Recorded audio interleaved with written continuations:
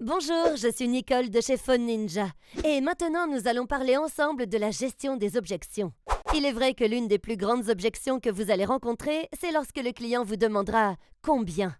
Si c'est pour quelque chose de simple comme changer l'huile ou une rotation des pneus ou quelque chose dont vous avez la publicité, donnez-lui le prix.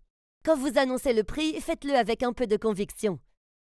Si changer l'huile, c'est tout ce qu'il vous faut, c'est seulement 49,95 € ou c'est en promo pour 49,95 €.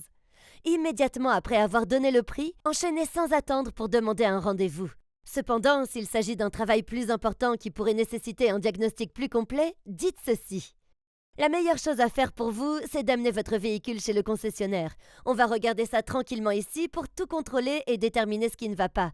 Parce qu'il y a de bonnes chances qu'on puisse vous faire économiser de l'argent et du coup on vous donnera une estimation exacte du coût de réparation de votre véhicule. Donc, quand seriez-vous disponible pour nous amener le véhicule? Aujourd'hui ou demain?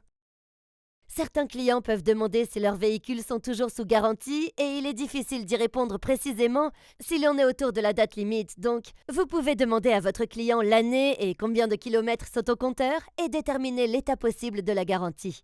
Cependant, vous devez être honnête avec le client. Si vous savez que le véhicule est hors garantie, dites-lui qu'il est hors garantie.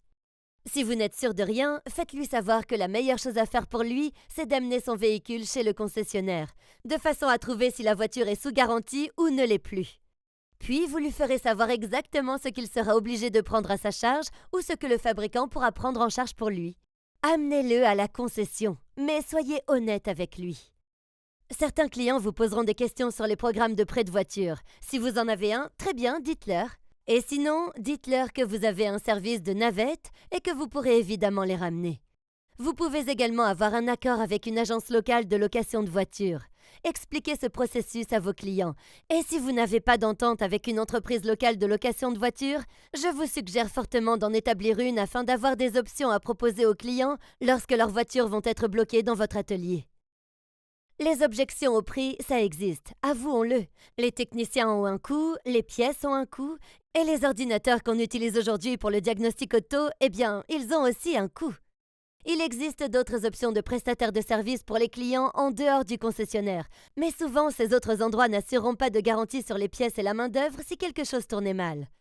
Certains ne sont même pas équipés correctement pour travailler sur la voiture, et la plupart n'ont pas de techniciens certifiés par le fabricant. Expliquez donc tout ça au client. Parlez-lui du processus. Montrez-lui une valeur ajoutée. Dites-lui ce qui rend votre concessionnaire spécial et pourquoi il devrait être prêt à payer un peu plus d'argent pour s'assurer d'un travail bien fait. Parlez-lui de votre enseigne agréée et depuis combien de temps vous êtes en activité. Quelles certifications ont été validées. Parlez-lui des outils spéciaux que vous avez en atelier et qui vont vous aider à bien effectuer ce travail du premier coup.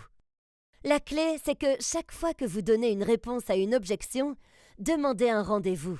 Vous devrez peut-être demander un rendez-vous 3, 4 ou 5 fois, mais n'arrêtez surtout pas de demander. Je suis Nicole de chez Phone Ninja, je vous retrouve une prochaine fois.